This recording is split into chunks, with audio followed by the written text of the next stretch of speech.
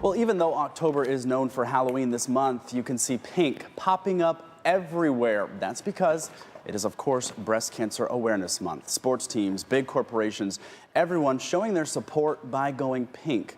So this morning, Andrea is telling us why it is so important to get checked for breast cancer.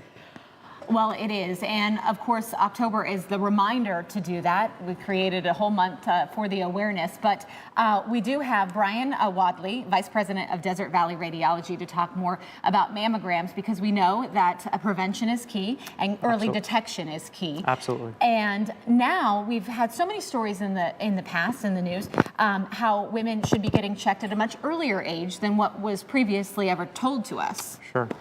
So the recommendations currently are to between 35 and 40 to get a baseline screening mammogram, somewhere between that, and that just establishes just generally what the appearance looks like. And then at 40, you starting a yearly screening mammogram. Now, if you have breast cancer or cancer in your family, yes, then do you suggest even earlier? That depends on the specifics of the risk factors. There are some instances or cases where it would be advantageous to start earlier, or to perhaps do using screening with the MRI. Okay. And I would talk with the specifics about with your physician about that, because there are not very many women who fall into that high risk category, but your doctor would be able to determine that. So over at Desert Valley Radiology, you guys are offering $49 mammograms. Correct. Now this is, say somebody walked in, most times insurance will cover a yearly mammogram, absolutely. But if we don't have insurance, we can walk in and pay the $49. Correct. Okay, so that's a blessing right there. Absolutely. And the thing is, I've talked to women in that age bracket and that have had them done. They can sometimes be uncomfortable. Yes. And they're scary, you know, the not knowing part. Correct. So sometimes they can feel a little uncomfortable, and that's necessary in terms of the mechanism for the breast compression. It helps make the pictures clear. It also reduces the amount of radiation to the breast. So there's important technical reasons why we do that. And it's usually just for a momentary, it's a very brief period of time for that. So show me what we have here on our big wall.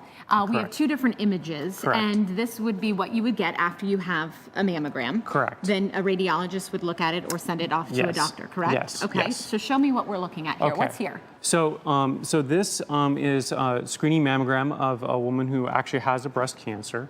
And the top two views, so there's two views of each breast that are taken. And so the top two pictures there, the left is on this side and this is the right. Okay. And they're called CC views, and that's the direction that they take the pictures in.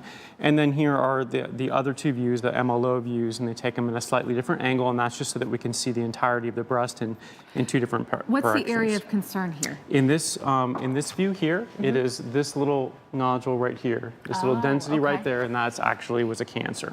So when you compare that to something that is normal, correct, now I see the difference, because this one does not have those two nodules. Have that. Correct, yes. Okay, so if we were to go and have a mammogram and something like this came up, then what would happen next? So what would happen next is that we would do some further evaluation, typically a breast ultrasound, to also look at that area and see whether we can see it under that to help characterize it.